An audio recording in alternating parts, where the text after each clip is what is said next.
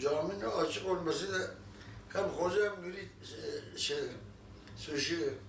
Cami kapatın. Orada hücre var. Eğer adam namazı görürse orada.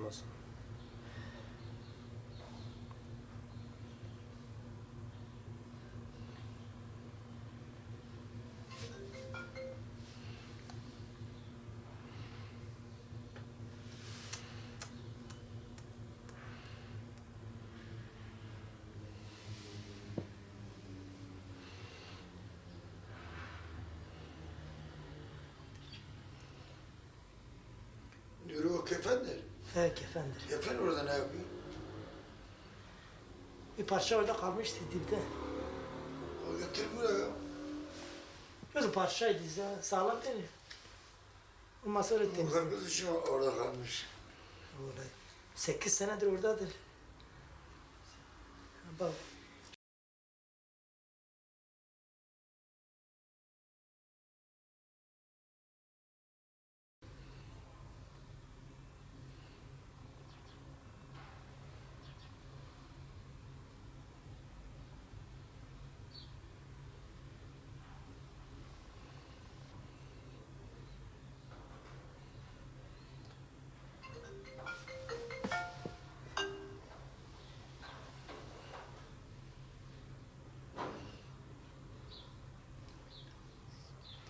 Bu arabanın yanına niye gidiyor?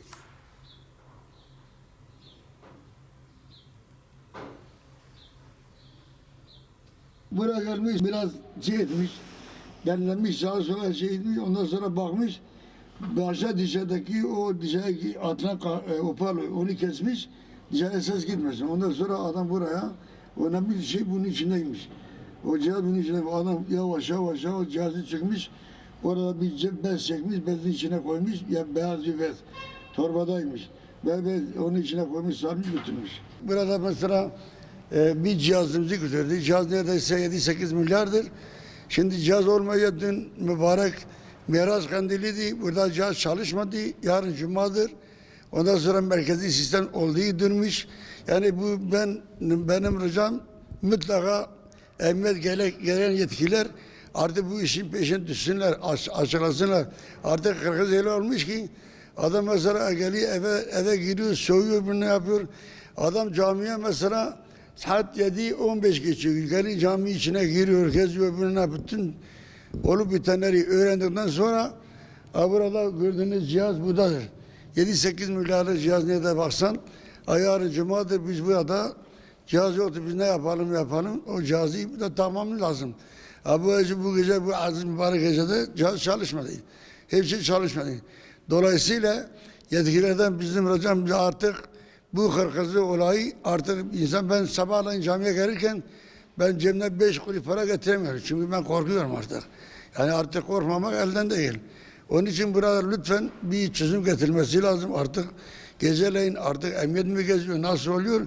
Bu hırkızlığın önünü kesmemiz lazım. Kesmezsek artık herkes eli şeyine koysun da sonra öyle dolaşsın. Artık öyle olmuş ki hırkızlardan camiye gelemiyorsun, çarşıya gidemiyorsun, geceleyin bir işin varsa çıkamıyorsun.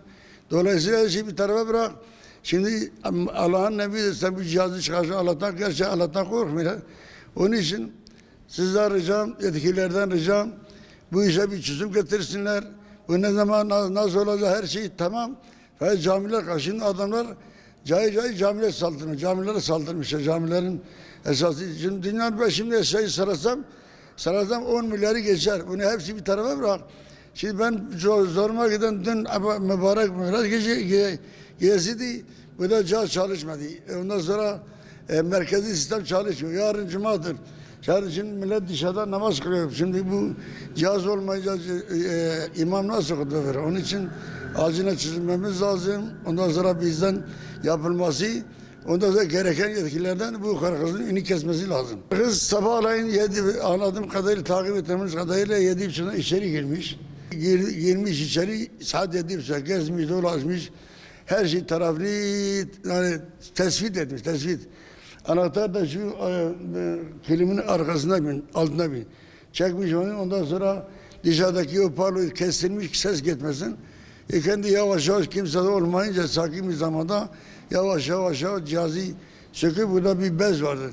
O beyaz bezi çıkarıp onun içine koyup çekip gidiyor. Mesele budur. Camiler, cami bir sefer Resulü Aleyhisselatü Vesselam dedi ki camiler İslam'ın meclisidir.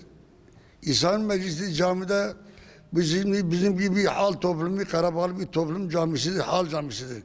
Şimdi mesela her saatte asraf gelip gidiyor, ondan sonra namaz kılıyor. Şimdi sen komple bunu kapatsan, şimdi adam gelip namaz kılıyor, genç geliyor, dersi alıyor, ders alıyor, şöyle böyle derken yani camileri dikkat edin. Öyle bir cami sorunu bir aşama gelmiş ki artık biz camiye yani gelemez olduk. Artık biz Kırgızların şeyinden biz gelemez olduk. Yani buna mutlaka yetkililer bir çözüm getirilmesi lazım. Yani her şey vakti tamam bitirdi bu sefer bu manevi mabetlerimize de el attılar, bu camilere el attılar. Bu çok acil bir şeydir. Bir Müslüman olarak biz bunu artık kaldıramıyoruz. Mutlaka bunun önüne geçilmesi lazım. Yetkililer buna bir çare bulması lazım. Cami herkes mesela bir masraf oluyor, bakıyorsunuz kimse vermiyor. Şimdi ben biraz öyle dediğim gibi 10 milyarlık caminin şeyi çaldılar. Ya biz onu şöyle böyle tamamladık. Ama bu da her gün böyle olsa olmaz ki. Hani buna bir çare, bir çözüm getirilmesi lazım.